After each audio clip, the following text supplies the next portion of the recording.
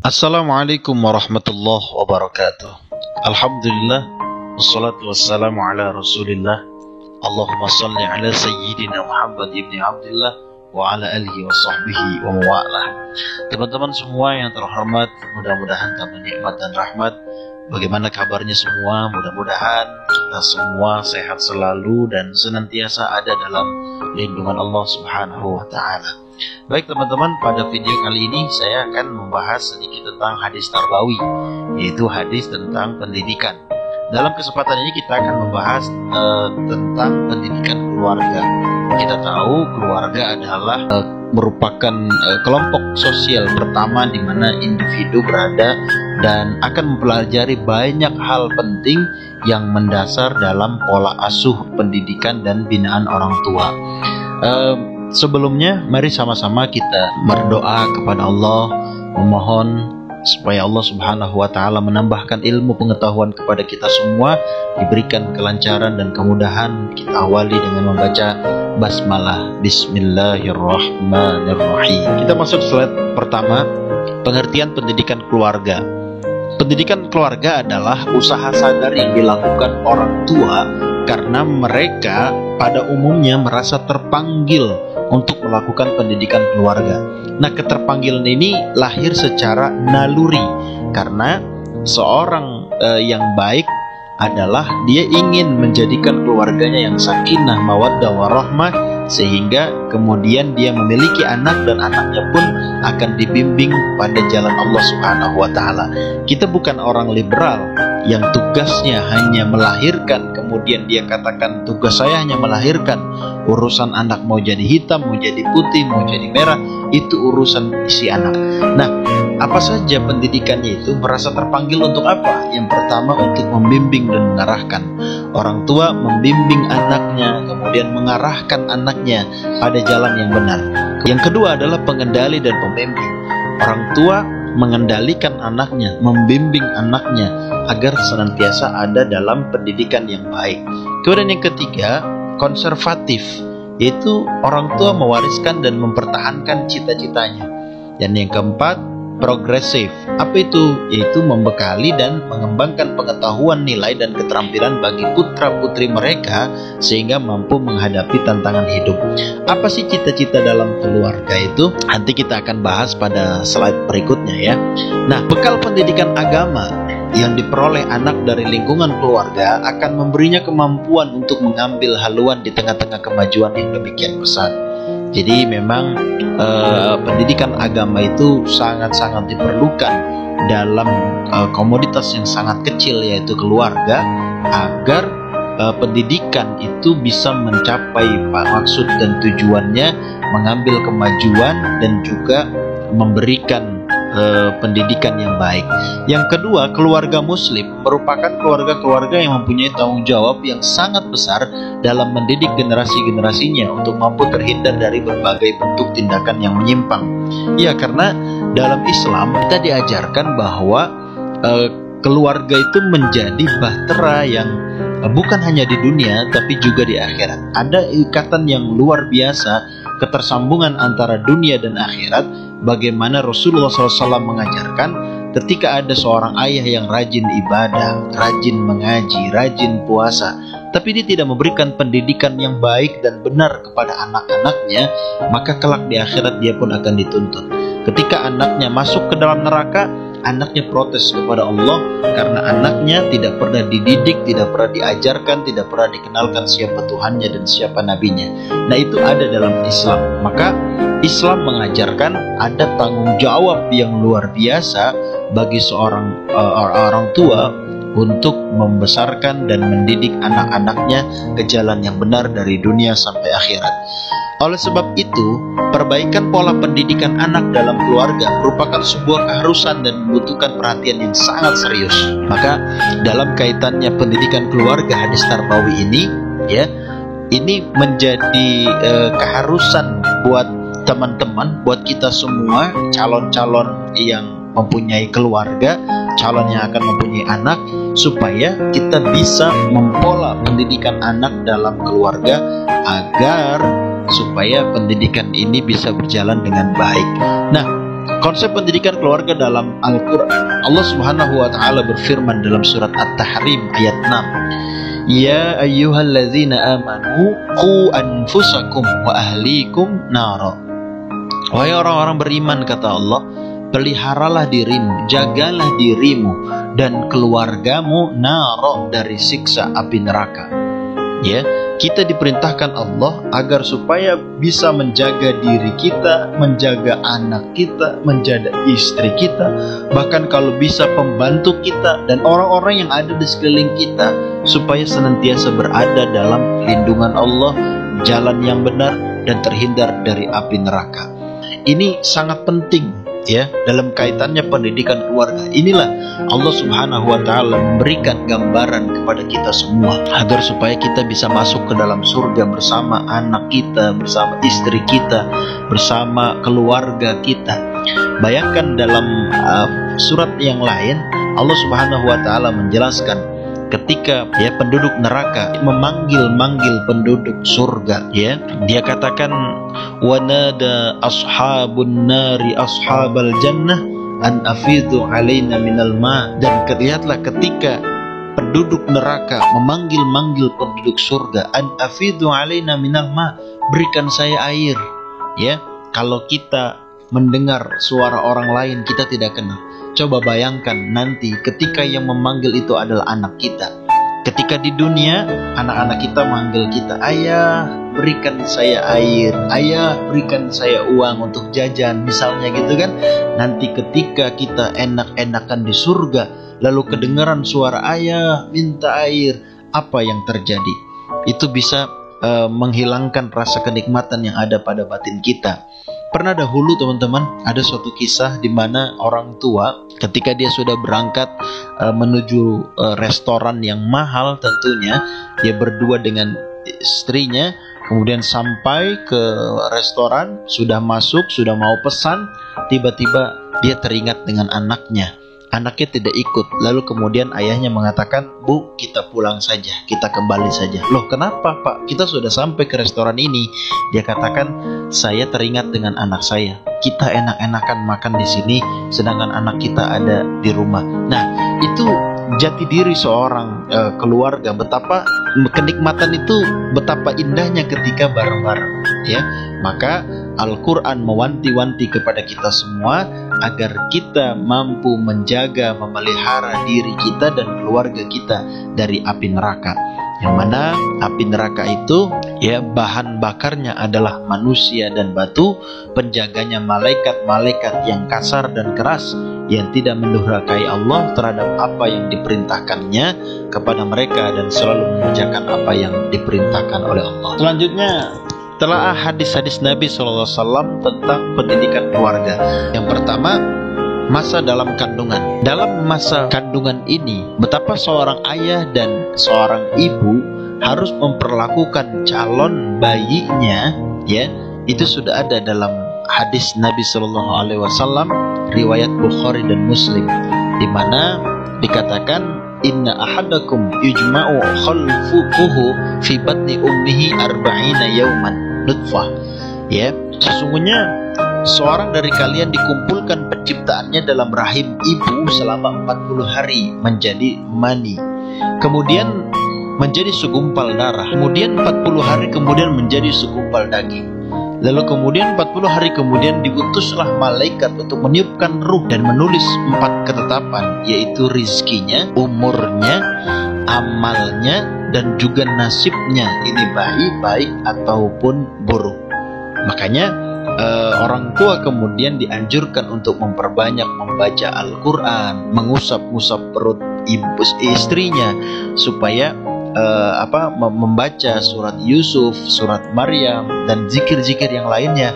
Bahkan dianjurkan oleh orang tua kita terdahulu mengajarkan misalnya 7 bulanan, itu dalam rangka supaya memohon kepada Allah keselamatan dan juga calon cabang bayinya ini dalam keadaan yang baik. Begitulah pendidikan yang pertama dalam masa kandungan. Kemudian ketika bayi ini lahir, brol ke alam dunia, pendidikan dalam Islam diajarkan bagaimana bayi itu kemudian diazankan di telinga kanan dan diiqamatkan di telinga kiri.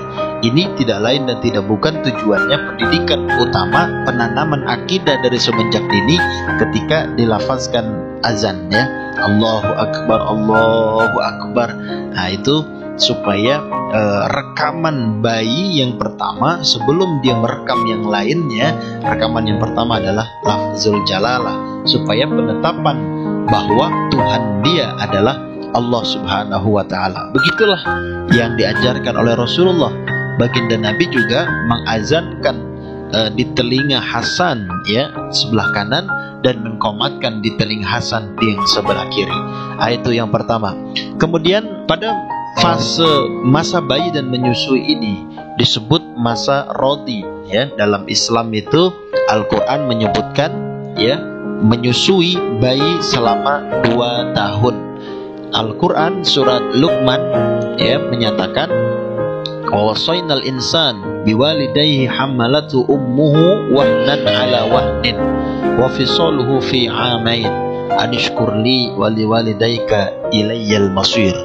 Dan kami perintahkan kepada manusia berbuat baik kepada 2 orang ibu bapa, karena ibunya telah mengandung dalam keadaan yang lemah, yang bertambah-tambah kelemahannya, bahkan menyapinya dalam 2 tahun, menyusuinya dalam 2 tahun. Maka ini memang perintah Allah untuk menyusui bayi 2 tahun. Nah, proses menyusui ini juga, teman-teman, merupakan pendidikan yang diajarkan oleh Rasul. Dalam Islam, betapa seorang bayi yang diangkat oleh ibunya, kemudian ketika menyusui dan telinga anaknya ditempelkan di jantung ibunya saat menyusui, itu dikatakan ampuh dan mampu supaya anak itu menjadi taat kepada orang tuanya, ya. Kemudian betapa Allah Subhanahu wa taala menyediakan rizki bagi seorang bayi itu, yaitu susu yang ada pada istri, yang ada pada ibunya. Nah, teman-teman bisa dibayangkan ketika seorang ibu tidak mau menyusui bayinya, kemudian digantikan dengan susu formula misalnya, maka jangan heran kalau misalnya nanti anaknya kurang berbakti, kurang baik kepada ayah dan ibunya, karena secara alami tidak dilakukan dengan cara menyusui. Kemudian yang ketiga, masa kanak-kanak. Nah, masa kanak-kanak ini disebut masa as-sobi, ya, masa sobi. Sobi itu artinya anak, ya, bayi atau anak-anak. Nah, pada masa anak-anak ini merupakan masa pembentukan pribadi dan karakter anak yang ditandai dengan pertumbuhan fisik dan psikis anak yang pesat. Oleh sebab itu, pada masa ini peran keluarga sangat penting dalam membentuk kemandirian serta rasa tanggung jawab pada diri anak. Karena itu, teman-teman, pada masa ini Rasulullah Shallallahu Alaihi Wasallam mengajarkan kepada kita umat Islam, kepada umatnya, di mana Rasulullah Shallallahu Alaihi Wasallam dalam hadisnya riwayat Abu Daud menyatakan, murru auladakum bis-shalah wahum abna'u sab'i sinin wadribuhum 'alaiha wahum abna'u ashrin wa firru bainahum fil madaji'. Dari Amr bin Shu'aib, ya, dari kakeknya berkata, Rasulullah bersabda, perintahkan anak-anakmu menjalankan ibadah sholat jika mereka sudah berusia 7 tahun. Wadribuhum, dan pukullah dia, berikanlah dia peringatan, gitu ya, ketika dia tidak mau melaksanakan sholat pada usia 10 tahun, ya, dan pisahkan tempat tidurnya. Lihat di sini, teman-teman, pada masa kanak-kanak Rasulullah SAW mengajarkan kepada kita, ketika kita memiliki anak usia sudah 7 tahun, maka murru, perintahkan dia untuk ibadah sholat. Wadribuhum, dan kalau dia sudah berusia 10 tahun, maka dia belum juga mau sholat, maka kita diperintahkan untuk memukulnya. Tentu pukulan yang goyrul mubarri, yaitu pukulan yang tidak untuk melukai anak kita, tetapi pukulan untuk pendidikan supaya anak kita mau melaksanakan ibadah sholat. Nah, inilah betapa agama Islam ini mengajarkan supaya anak-anak kita diperintahkan untuk melaksanakan ibadah sholat. Ini Rasulullah sendiri yang memerintahkannya, ya. Kemudian yang keempat ada fase masa remaja. Remaja disebut yaitu gulam, ya. gulam, yaitu remaja. Pada masa remaja ini dimana disebut masa peralihan atau transisi dari masa anak-anak ke masa dewasa. Secara fisik terlihat sudah menyerupai dewasa, namun secara psikis ia belum dewasa. Usia pada masa remaja ini berkisar antara 12 sampai 20 tahun. Apalagi usia 12 sampai 20 tahun ini masih sangat-sangat membutuhkan bimbingan, arahan, dan juga perhatian dari kedua orang tuanya, ya. Maka ada ungkapan memang buah tidak akan jatuh jauh dari pohonnya. Kalau anaknya soleh, orang tuanya soleh, insya Allah anaknya juga soleh. Maka pada masa remaja ini juga harus kemudian dibimbing, dididik supaya anak-anak tetap ada dalam jalan yang benar. Ya, kemudian yang kelima, masa dewasa. Masa dewasa ini disebut adalah syab, ya. Syab artinya dewasa. Pada masa dewasa ini ada beberapa ciri utama, yaitu matang secara fisik maupun psikis. Ya, sudah mandiri. Artinya dia tidak lagi bergantung kepada orang lain dan bertanggung jawab pada setiap apa yang dilakukannya. Nah, pada masa dewasa ini anak-anak sudah mencapai yang disebut dengan akil balik, ya. Masa gulam kemudian ke syab, ini anak-anak sudah mencapai masa akil balik. Kalau laki-laki biasanya di usia 14 tahun, kalau perempuan biasanya minimal di usia 9 tahun itu sudah akil balik. Untuk wanita dia sudah bisa mengeluarkan haid, kemudian untuk laki-laki dia mimpi kemudian mengeluarkan sperma. Nah, untuk anak-anak ini sudah menjadi akil balik. Ketika dia akil balik, maka dia sudah menjadi mukallaf. Mukallaf artinya orang yang sudah terbebani hukum Islam. Apabila dia tidak sholat, maka dia sudah bisa menanggung dosa.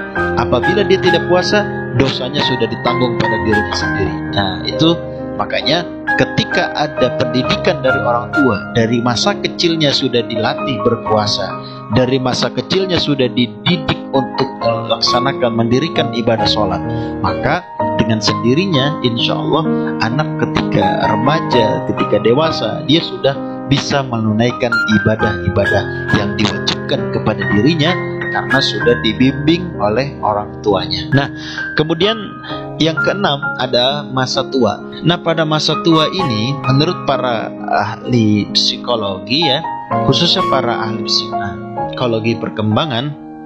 Nah, menurut para ahli psikologi, khususnya para ahli psikologi perkembangan, pada masa ini merupakan masa akhir kehidupan manusia, di mana usia ini berlangsung antara 60 tahun hingga kemudian dia meninggal dunia. Kalau kita mengikuti umur Nabi Muhammad SAW, beliau wafat pada usia 63 tahun. Nah, pada keadaan masa tua ini digambarkan oleh Allah dalam Al-Quran surat Al-Isra, ya, ayat 23. Wa qada rabbuka alla ta'budu illa iyyahu wa bil walidaini ihsana imma yablughanna 'indakal kibara ahaduhuma aw kilahuma fala taqul lahuma uffin wala tanharhuma wa qul lahuma qawlan karima. Artinya, dan Tuhanmu telah memerintahkan supaya kamu jangan menyembah selain kepada Allah, dan hendaklah kamu berbuat baik kepada orang tua kamu dengan sebaik-baiknya. Jika salah seorang di antara keduanya sampai berumur lanjut dalam pemeliharaanmu, maka sekali-kali janganlah kamu mengatakan keduanya dengan kata apalagi itu, ya, wala taqul lahuma uffin gitu, ya, dan janganlah kamu membentak mereka dan ucapkanlah mereka dengan perkataan yang mulia. Maksud ayat itu adalah agar anak itu dapat berbuat baik kepada orang tuanya, sebagaimana Allah Subhanahu wa Ta'ala sudah berbuat baik kepada manusia. Dan barang siapa yang mengacuhkan orang tuanya, bahkan memutuskan hubungan dengan orang tuanya, nauzubillah, ya, maka di kemudian hari Allah akan menghapuskan cahaya dari mereka, atau mereka tidak dapat petunjuk dan tidak mendapatkan pertolongan Allah Subhanahu wa Ta'ala. Selanjutnya, teman-teman, aspek pendidikan keluarga. Dalam keluarga, orang tua harus merealisasikan peranan atau tanggung jawabnya dalam mendidik anaknya. Realisasi tanggung jawab tersebut dalam bentuk garis-garis besar pendidikan yang diberikan kepada anak. Ada beberapa aspek penting yang harus diperhatikan oleh keluarga, oleh orang tua tentunya ya. Yang pertama adalah pendidikan ibadah. Bagaimanapun manusia diciptakan oleh Allah tidak lain dan tidak bukan untuk beribadah kepada Allah Subhanahu wa taala. Maka orang tua kemudian mendidik anaknya, pendidikan yang pertama adalah pendidikan ibadah. Dalam Al-Quran surat Luqman ayat 17 disebutkan, Ya bunayya aqimis shalah wa'mur bil ma'ruf wanha 'anil munkar wasbir 'ala ma asabaka inna dzalika min azmil umur. Wahai anakku, dirikanlah salat dan suruhlah manusia untuk mengerjakan yang baik dan cegahlah mereka dari perbuatan munkar, dan bersabarlah terhadap apa yang menimpa kamu, sesungguhnya hal yang demikian itu termasuk diwajibkan oleh Allah. Nah, ini yang pertama ya, pendidikan untuk melaksanakan ibadah. Dalam doa yang diajarkan oleh Nabi Allah Ibrahim alaihissalam, beliau mengucapkan, Rabbi habli minas solihin, ya Allah berikan kami keturunan yang soleh, yang tentunya keturunan yang mau beribadah kepada Allah Subhanahu wa taala. Kemudian yang kedua, pokok-pokok agama Islam dan membaca Al-Quran. Nah, pendidikan dan pengajaran Al-Quran serta pokok-pokoknya ya, itu telah disebutkan oleh Nabi, khairukum man ta'allamal Qur'an wa 'allamah. Sebaik-baik dari kamu adalah orang yang belajar Al-Quran dan kemudian mengajarkan Al-Quran. Ya, ini hadis riwayat Al-Baihaqi. Kemudian yang ketiga, pendidikan yang harus dilaksanakan orang tua untuk anaknya adalah pendidikan akhlak. Pendidikan akhlak yaitu dengan jalan melatih anak membiasakan hal-hal yang baik, menghormati orang tua, bertingkah laku yang sopan, perilaku keseharian yang baik dalam perkataan maupun perbuatan. Misalkan anak dilatih untuk mengucapkan terima kasih apabila mendapatkan sesuatu, mengucapkan basmalah apabila memulai sesuatu, dan mengucapkan hamdalah apabila menyudahi sesuatu, menghormati orang tua. Kemudian apabila berjumpa dengan orang yang lebih tua, diajarkan bagaimana cara salamannya. Nah, ini merupakan pendidikan akhlak. Dan yang keempat, pendidikan akidah Islamiyah. Yang terakhir, orang tua mendidik akidah yang baik dan benar untuk anak-anaknya. Pendidikan Islam dalam keluarga harus memperhatikan pendidikan akidah Islamiyah, di mana akidah ini merupakan inti dari dasar keimanan seseorang yang harus ditanamkan kepada anak secara dini. Al-Quran menyatakan dalam surat Luqman ya, wa iz qala Luqman libnihi wa huwa ya'izuhu ya bunayya la tusyrik billah inna syirka la zulmun azim. Dan ingatlah ketika Luqman berkata pada anaknya di waktu ia memberikan pelajaran dan nasihat kepada anaknya, wahai anak-anakku, janganlah kamu mempersekutukan Allah, karena mempersekutukan Allah adalah benar-benar kezaliman yang nyata, adalah merupakan dosa yang sangat besar. Nah, ini merupakan pendidikan yang dilakukan orang tua kepada anaknya. Belum lagi kita lihat bagaimana Nabi Nuh alaihissalam mendidik anaknya, memperhatikan anaknya. Begitulah seharusnya orang tua memberikan pendidikan akidah yang baik dan benar kepada anak-anaknya. Baik teman-teman, demikian video kita pembahasan tentang pendidikan keluarga. Mudah-mudahan bermanfaat buat kita semua. Terima kasih atas perhatiannya. Mohon maaf apabila ada kesalahan dan kekurangan. Like, komen, dan jangan lupa subscribe untuk channel Faiz Hazanah. Mudah-mudahan bermanfaat. Kita akhiri dengan membaca hamdalah. Alhamdulillahirabbil alamin. Wallahul muwaffiq. Wassalamualaikum warahmatullahi wabarakatuh.